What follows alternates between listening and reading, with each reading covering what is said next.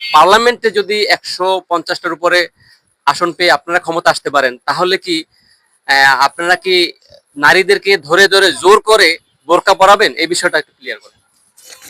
আসলে ধন্যবাদ ভাই। আসলে তো আল্লাহ তাআলা কোরআনের ভিতর হচ্ছে লা ইকরাহা ফিদ্দিন, দিনের ব্যাপারে কোনো জবরদখল নাই।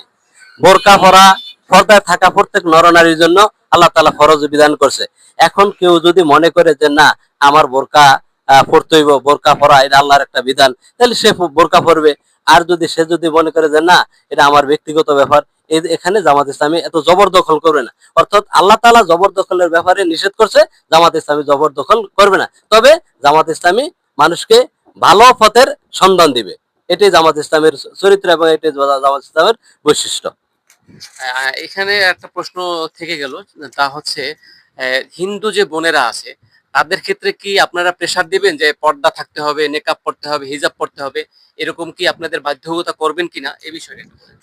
আসলে হিন্দুরা তো ওনাদের যে ধর্ম আছে, ওনাদের ধর্মে যেইটা যেভাবে ওনারা চলার কথা, যে ওইভাবে ওনাদেরকে সুযোগ দেওয়া হইব। কারণ হিন্দুদেরকে এখানে বাধ্য করা যাইবে না। মুসলমান যেখানে আল্লাহ তাআলা বলছে মুসলিমদেরকেই বাধ্য করা যাইবে না, উপদেশ দেয় শুধু। আল্লাহ রাসূল সাল্লাল্লাহু আলাইহি সাল্লামকে আল্লাহ তাআলা বলছে আপনি শুধু উপদেশ দিতে থাকেন, আপনাকে আমি দারোগা করে পাঠাইনি। সুতরাং হিন্দু সম্প্রদায় যারা আছে এখানে অতীতেও তারা সুন্দরভাবে জীবনযাপন করছে বাংলাদেশে, এখনো ইনশাল্লাহ আমাদের সমাজে তারা তাদের মতো করে জীবনযাপন করবে। আমরা তাদেরকে এই তাদের ধর্মের উপর আমরা কোনো প্রেসার ক্রিয়েট করব না ইনশাল্লাহ। এই আপনি আসলে কথায় কথায় অনেক সময়টা পার হয়ে গেল। আমি আর লাস্ট আরেকটা প্রশ্ন করব। সেটা হচ্ছে যদি এখান থেকে আপনারা এই নারায়ণগঞ্জ ১ আসন থেকে জনাব মোহাম্মদ আনোয়ার হোসেন মোল্লা ভাই ক্ষমতায় আসতে পারে, পার্লামেন্টে যেতে পারে, সংসদ সদস্য হতে পারে, তাহলে যারা ভূমিদস্যু হিসাবে অন্যের জমি দখল করেছে সেই জমিগুলো কি তাদেরকে পুনরায় রিটার্ন দেওয়ার জন্য কতটুকু প্রয়াস এবং প্রচেষ্টা থাকবে, এই বিষয়ে আপনি কতটুকু কথা দিতে পারেন সাংগঠনিকভাবে? যে ইনশাল্লাহ যেহেতু আসলে একজনের সম্পদ আরেকজনের আত্মসাৎ করা এটা এই শরীয়তের বিধানেও নাই, আর দুনিয়াবিও এটা একটা অন্যায় কাজ।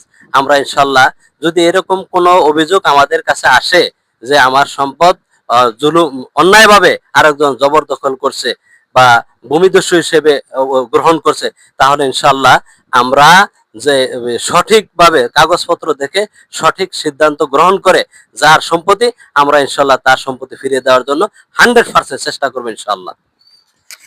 ধন্যবাদ আমাদের ইউটিউব চ্যানেলের পক্ষ থেকে আপনাকে লাল গোলাপের শুভেচ্ছা। আমরা পুনরায় আবার আসবো এবং আমাদের সাথে থাকার জন্য পাশে থাকা ক্লিক বাটনে ক্লিক করবেন। ধন্যবাদ। আসসালামু আলাইকুম।